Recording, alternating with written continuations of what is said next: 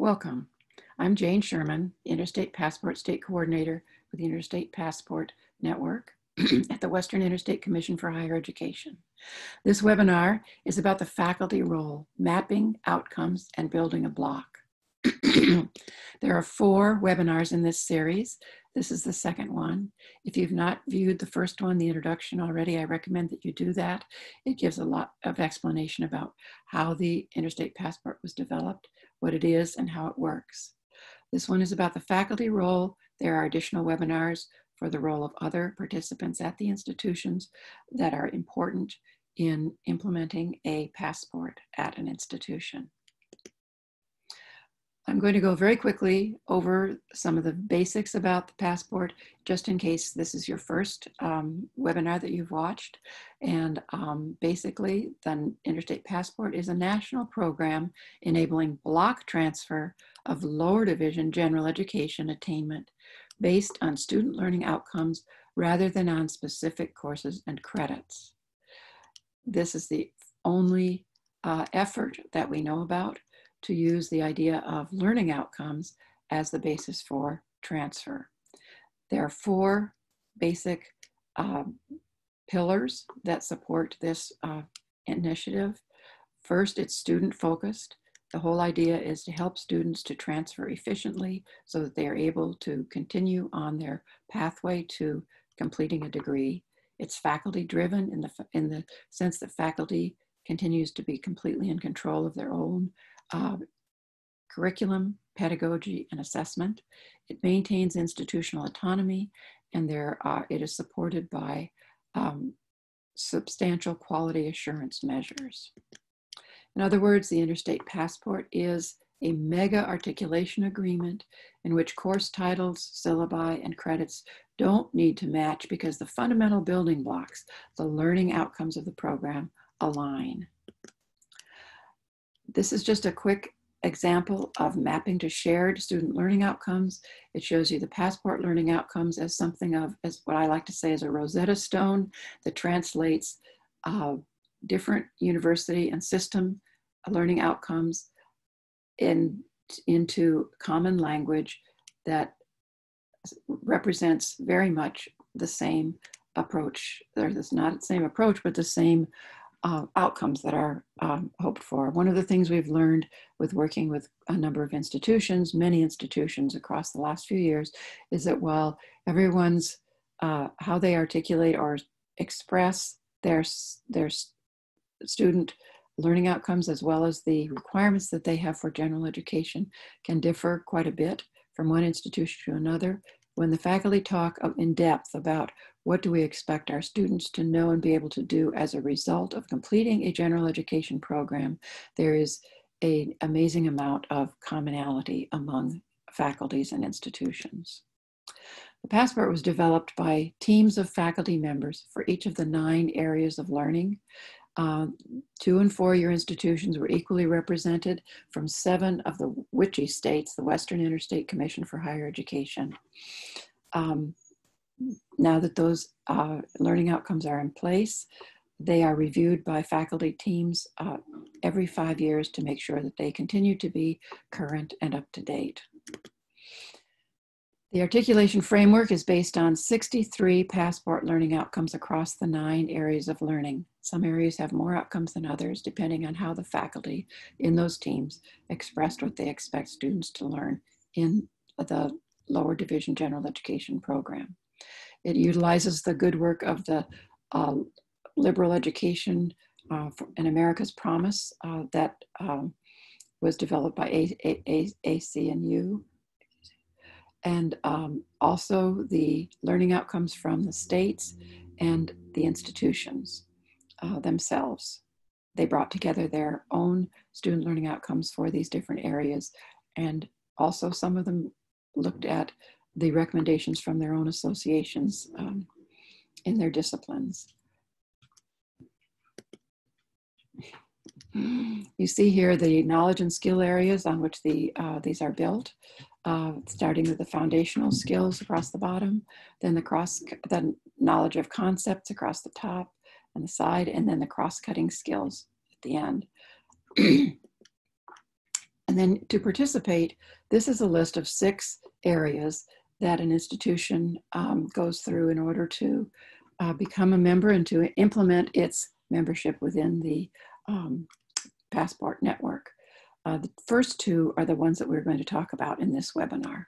The last 4 are talked about in later webinars that you can view.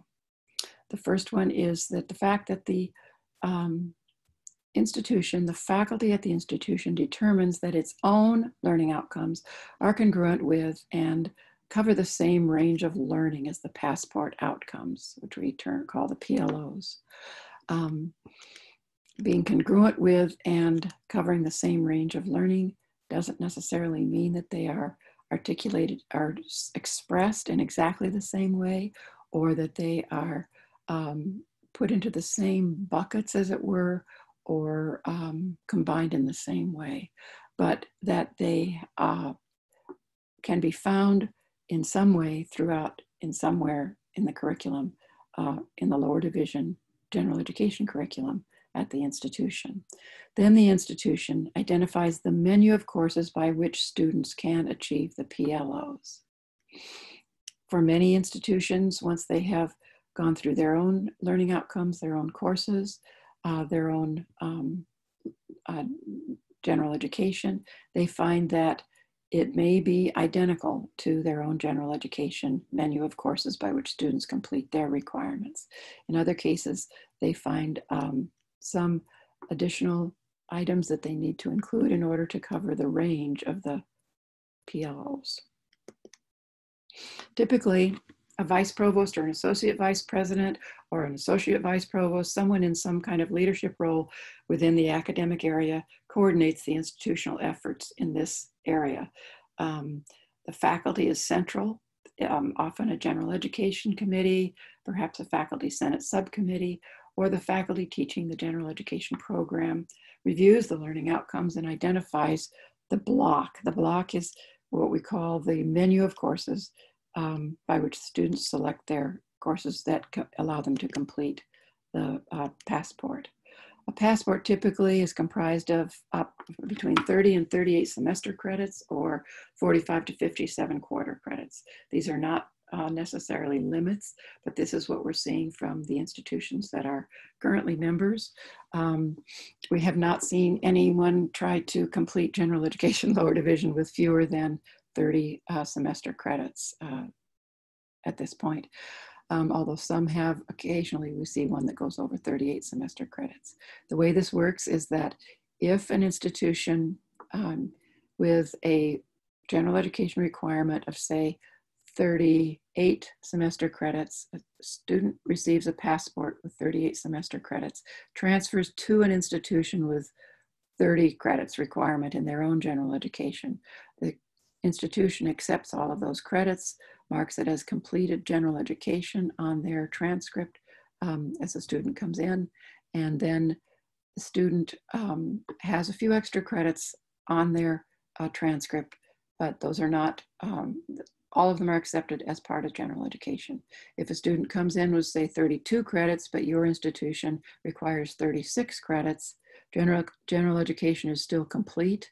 It's marked as complete on the transcript, and the student then has perhaps a few extra credits to take an elective or an additional course in their major or something else that they might choose in order to achieve the required number of credits for graduation. There are any number of ways to build a Passport block, and each institution is free to find the way that best suits their process, their own general education program, their institutional culture. I'm going to describe several ways and examples that those institutions are using, but you may have another one that you can come up with. The first one we're just calling the SLO Express. That's one where your own student learning outcomes are really close to the Passport learning outcomes. They're consistent with, cover the same range of learning and the same level of specificity, as we say.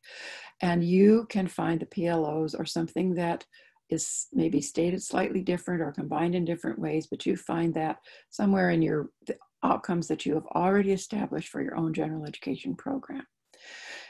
Here's a key point too. Your institution has reviewed your own courses either at the point when they were added to your general education program or perhaps in an institutional ongoing review of your general education. And you know that students who complete your requirements are in a position to achieve your stated general education outcomes.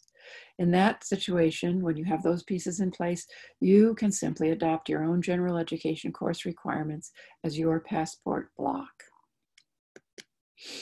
Here's an example of several ways that institutions have found to include, this one is just oral presentational communication in their passport block. This is an example from a state level student learning outcomes. The Colorado Commission on Higher Education reviewed all of the student learning outcomes in the oral communication section. As you can see in the highlighted section, which we have highlighted down at the bottom, it states that the Colorado Commission's oral communication outcomes are aligned with the Interstate Passport learning outcomes, meaning that if you complete the state level outcomes at your institution, you've already taken care of meeting the passport learning outcomes in that particular area. Here's another example. This one just says, take this course. Western Oregon University has a specific requirement in their own program for communications, and they say the way to meet this passport outcome is take the course. The next example is from the College of the Siskiyous, and you can see here that they have a variety of courses that they are acceptable to meet the learning outcomes for the passport. And then another example is the example after that is Snow College. Here's one that has a whole list of courses where they find the learning outcomes within the oral communication area. And many of these are communications courses specifically, but many of them also are business courses, or two are business courses. There are, and then so you can tell from that that there are many different ways that you can put together the meeting the learning outcomes of the passport along with meeting your own learning outcomes. Strategy 2, we're calling this the courses on-ramp. Not quite as quick, but it starts out the same way. Your learning outcomes are consistent with and cover a similar range of learning. The passport learning outcomes are found in somewhere in your own outcomes, but perhaps you have not recently reviewed your own courses. You're not really sure that students who go through your own general education program requirements have indeed achieved or are able to achieve your stated general education outcomes. This can happen if you've recently added a lot of courses, or if you have a lot of courses within your institution that have been there in your general education program a long time and you haven't quite gotten around to reviewing them for what may be an updated list of your own student learning outcomes in those areas. In that case, you may need to map the passport learning outcomes to your own general education course pattern, perhaps course by course. We have one example from the University of Alaska Anchorage, which is really not quite fair because they had just completed their general education review and had gone through every course in their general education program using this approach. So they used that as being well prepared to take it to the next step and to easily apply it to the passport learning outcomes as well. So as you see, this one is creative expression. In there, they listed the learning outcomes from the passport down the side, and then they identified the courses within their own general education program where those similar outcomes are found. And many institutions use a rubric or a mapping tool similar to this when they're looking at their own general education learning outcomes, and find it efficient to apply the same methodology to checking up that they are covering the passport learning outcomes too. Strategy 3 we call off-roading, because there are some institutions that are having difficulty finding a couple of areas for example, teamwork or creative expression, or even in some cases oral communication. And they find that they really haven't thought about some of those areas before, and they're not really sure where or how they might be addressing those within their own lower division programs. What they can do then is to take a look at the learning outcomes, at the content, or even the required activities that they find in likely courses for what has been called the natural learning homes, where these outcomes might be found. And you can see teamwork is sometimes found in science labs, but not always. In theater courses, in courses with a required group project, even in community service group projects and other places. And if you list, then you can list those courses again and under the teamwork area, where students can use it for both purposes, for teamwork and the other place where it's listed, or you can tag those courses within another area. Here are a couple of examples of how institutions have done that. Western Oregon University. This is one where they found a number of their science courses, not all, but a number of them. They found teamwork is built into those. They found some arts courses, production workshop, elements of acting. They found an international relations course. They found some activities courses, rock climbing, backpacking, where teamwork is an integral part of how they teach the course. North Dakota State College has a unique so far, but interesting approach. North Dakota State College of Science, they require a course in psychology or sociology that talks about and develops understanding of teamwork in some way. And then they also require, in addition, a learning opportunity within the college environment itself, which is a really good example of using learning opportunities that are not strictly course-based in order to meet passport learning outcomes. Concordia University of St. Paul says that they emphasize teamwork throughout their general education curriculum, and that they can find it within enough of their general education courses to ensure that students who complete their general education block will have built teamwork skills. So a number of questions are often asked, and I'd like to try to answer a few of them. Can we require students who earn a passport from us to complete our own general education requirements in addition to the passport learning outcomes? Yes, students really should complete your own lower division general education requirements as a basic part of earning a passport. In the best situations where, for you, the most efficient, where the passport learning outcomes match your student learning outcomes for the lower division general education. This makes it very simple for you to know who is earning a passport. It makes it easy for your registrars, but also it doesn't confuse students about what is completing general education, what is completing a passport. And you want to know that students who have a passport have completed what you believe is a complete lower division general education program. Another question is, can we require students who earned a passport elsewhere to complete unique requirements of our own lower division general education program? Well, no, not usually. You take their general education in good faith as being adequate preparation for upper division work and for continuing their education at your institution.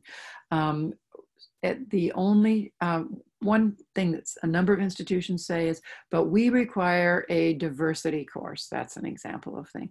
Well, if you look at the learning outcomes in the PLOs themselves, you'll find a pretty robust requirements for diversity, understanding and learning and skills.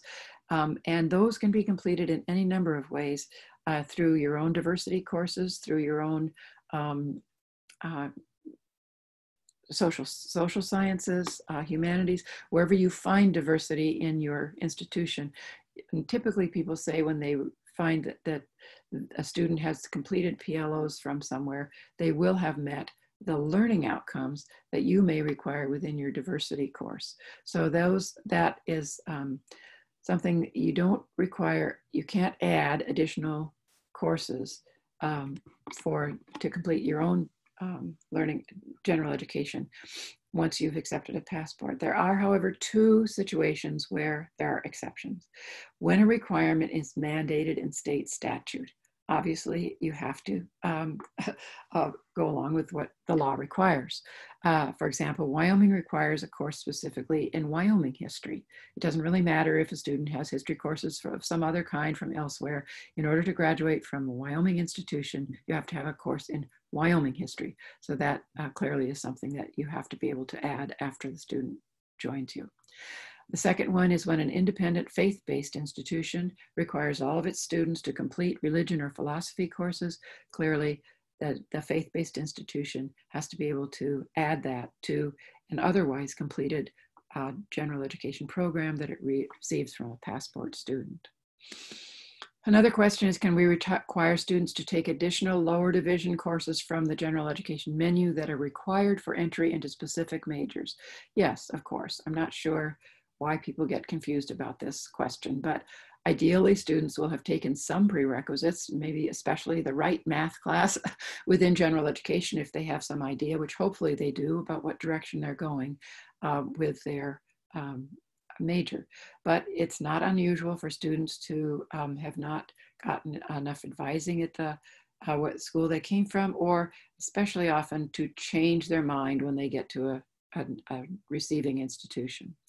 And many institutions will have additional courses, especially if students are going into a STEM area where they will need more math and science perhaps than they took within their passport. And obviously they need to build those skills and knowledge and to add as many, whatever the lower division additional courses are outside of the general education program to be able to enter that.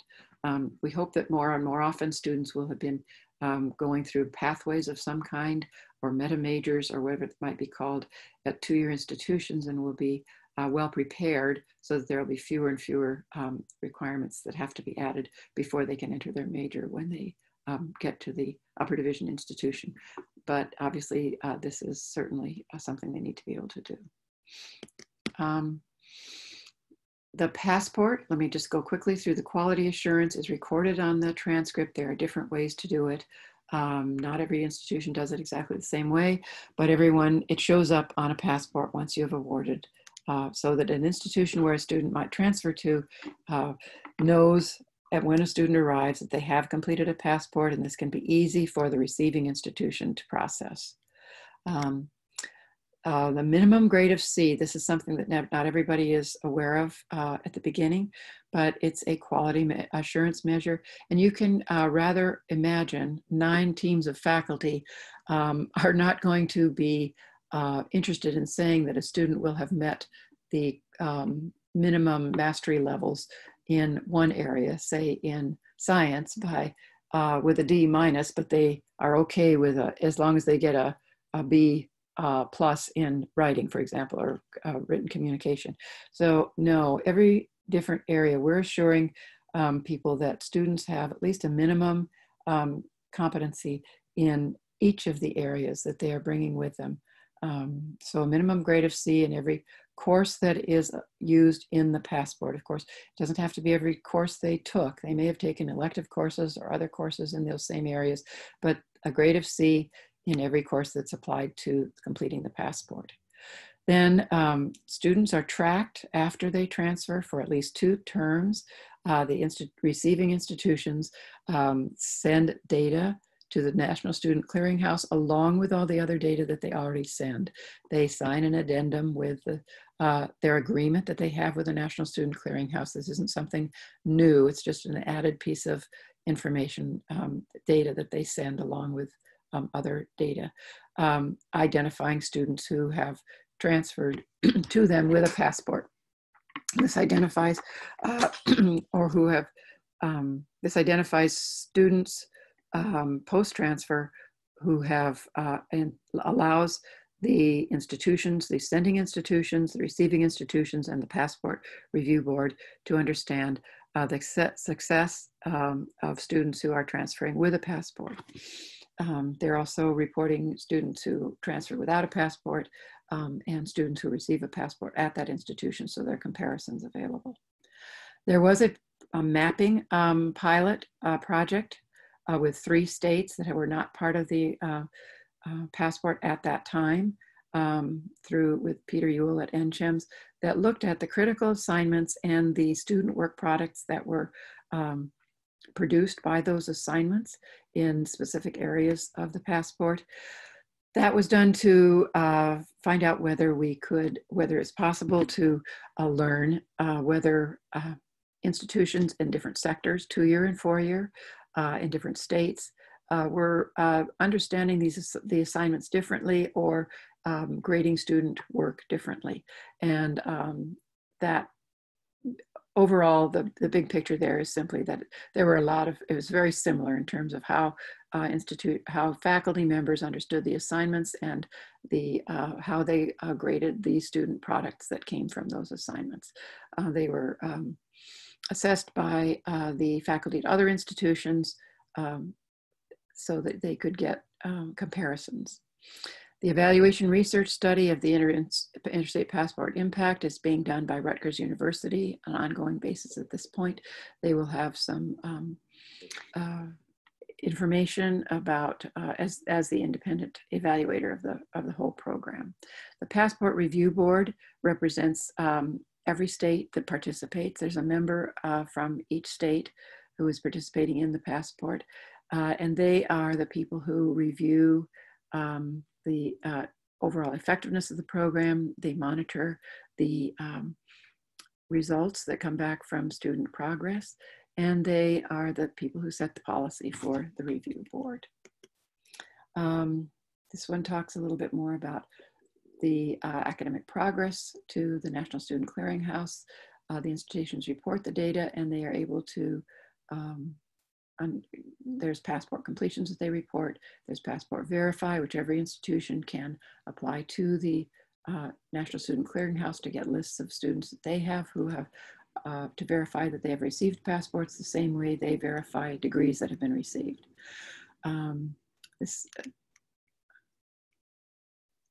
The Passport Review Board and the sending institution receive aggregated, de-identified data that can be segmented by a lot of different characteristics, including gender, race, Pell eligible, military, first generation, age, GPA, credits earned, a lot of different areas, so that they have good information about the achievement of the students, and they can target whatever they might need to look at to improve success for students.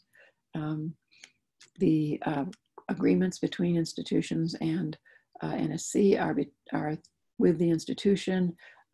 There are all the usual FERPA protections in place. So far, we have for the 2018-2019 school year, there are some data. Each year, the data is reported to the NSC by the end of the summer. And by the end of fall, the data is analyzed and distributed by the NSC. So the latest in data available right now is 18-19. And you can see on this that the students who transferred with a passport earned a significantly higher GPA after transfer than students who transferred without a passport, and similar to students who remained at the institution having earned a passport. The average semester credits, students who transferred with a passport took a few more credits, and an average, the difference in the average was significant than students who transferred without a passport. This is the first full analysis of this that we've been able to do. So we're not able to go further than that with our understanding about what causes the this difference, but we do know that students who are transferring with a passport right now are doing a bit better than students who are transferring without a passport. That's the end of this presentation. Thank you, and I know that you probably have more questions. Please email to interstatepassport@witchy.edu. The address is at the bottom of this slide, or with the questions that you might have. And also go to interstatepassport.witchy.edu, also down there in the left-hand corner, to review more of the information that's available about Interstate Passport and all the different aspects of it. Thank you very much for watching, and I hope you will have more questions. I hope you will find this helpful in building your own blog.